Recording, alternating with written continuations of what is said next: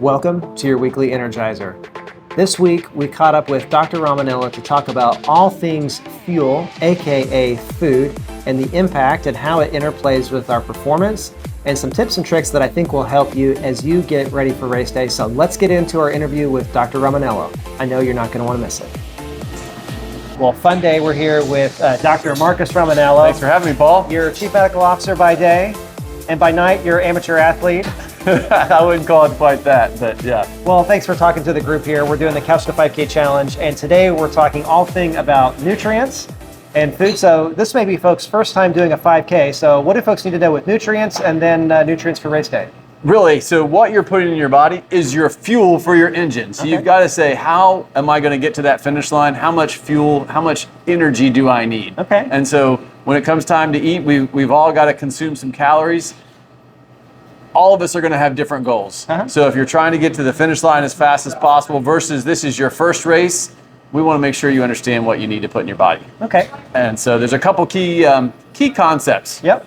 One, a calorie. Okay. Calorie is the energy density of food. Okay. How much energy it contains. Your body takes in a food, whether it's a French fry or whether it's a pure potato, or if we've got hydroponics here. So fantastic. So the quality of that food matters, and we'll come to that in a minute. Okay. But at the end of the day, how many calories are in it and how many are you going to expend? Okay.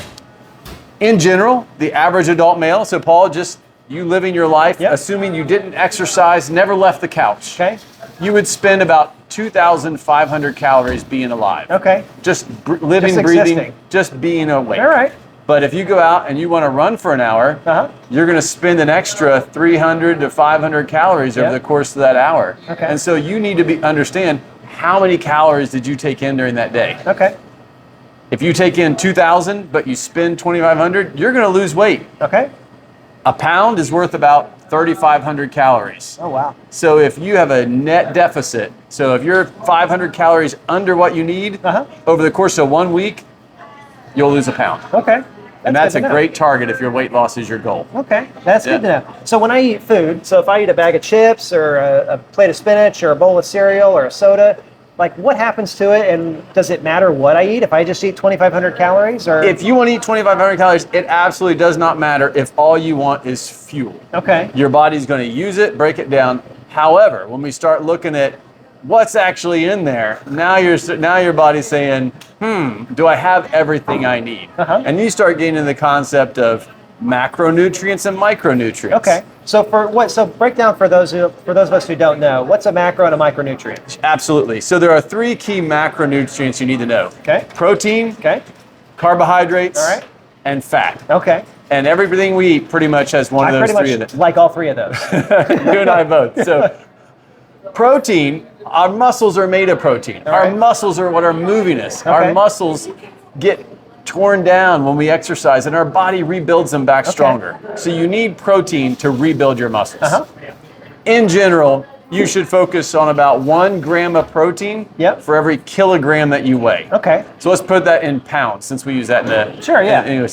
So if you weigh 150 pounds, you're about 70 kilograms. So divide it approximately in half. Okay. So about 35 to 40 grams of protein. Yeah. All right. Shoot there. Or you could go as high as 70 grams of protein. Okay. So it's a good starter. If you're wanting to lift weights, build muscle, double that. So there's some needs here that you're trying to accomplish. Carbohydrates, more sustained long-term energy, but at the end of the day, doesn't matter if that calorie is coming from protein or if it's coming from carbohydrates or if it's coming from fat. A calorie is an energy unit that comes from any of them. Okay. If you eat nothing but potato chips, you're going to get carbohydrates, you're going to get fats, you're going to get calories. Okay. You'll be able to go for a little while. Okay. But are you going to have vitamins? No. Vitamin K, A, B, C, D, and E? Nope.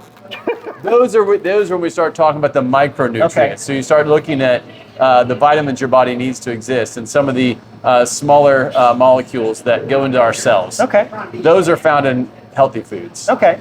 So if you want to start eating a little more clean, focus on 1 ingredient foods. So you want to eat a French fry, which is processed, right? You have to cut it up, soak it in fats, greases, fry it up, or do you want to eat a potato? Okay. They're both made of the same stuff. Yeah. The French fry is processed. The potato, the baked potato, is simply as is. Okay. And so there you're looking at a cleaner versus a little more processed. And if you want to focus on the quality of what you're eating, try to focus more on the one ingredient foods. Okay, one ingredient foods, no labels or barcodes.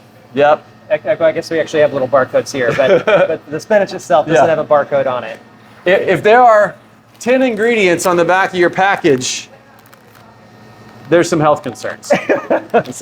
Okay, so question for you: when I eat food, it gets digested. What happens to that food after that? What is it converted to? So everything is pretty much converted to the sugar the glycogen the glycogen is what fuels your metabolism. Okay. And so at the end of the day, you've got enough circulating from the food you ate, but if you don't have enough from the food you've eaten and you've been out for a long run, your body starts to pull it from your fat stores and your liver stores. I like the idea of that. Yeah, so absolutely. So we can start to pull those in and mobilize those nutrients. And then after your run, you go and have dinner. Yeah. Your body's going to replace those stores. Okay. And so it needs those stores for the times when there's not enough food in your stomach. So is it fair to say that food is fuel? That's a great summary. Okay, that's excellent. Yeah. So when we come up to race day, if I have eaten a breakfast, how much sugar do I have, or how much fuel do I have in my tank for a given period of exercise? What's kind of the rule of thumb that we have on board? On general, you can plan that you've got enough fuel from having eaten breakfast for about an hour. Okay. Yeah. So I don't need to go drink any sports drinks. I don't need to have any bars. I don't need to have anything with labels. Nope. Just a little bit of water should get you through that hour. Okay. So pro tip: 5K race. Have a good breakfast. A single ingredient breakfast. Yep. Oatmeal maybe. Maybe Got some raisins. Those are single. Have a banana. A banana. Yeah. There we go. All right. And then we're good to go Eggs. for the 5K. Great. Yep. That's excellent. Well, Dr. Romanello, anything else on food as fuel that we should be talking about? I think everyone needs to understand their relationship with food. And you can go on the internet and find 1,000 opinions about what diet works best. Yep.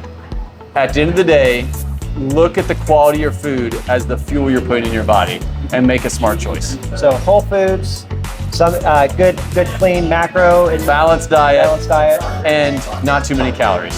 So fiber, fruits and veggies, beans, legumes, maybe some lean meats. Yep. All right.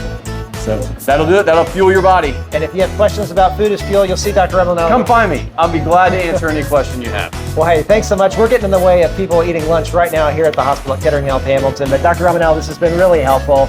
You've given me some things that have been helpful for my race day strategies. So, Paul, we'll see you at the starting line. All right. So, folks, train smart, train hard, but most of all, have fun. And we'll see you out there race day.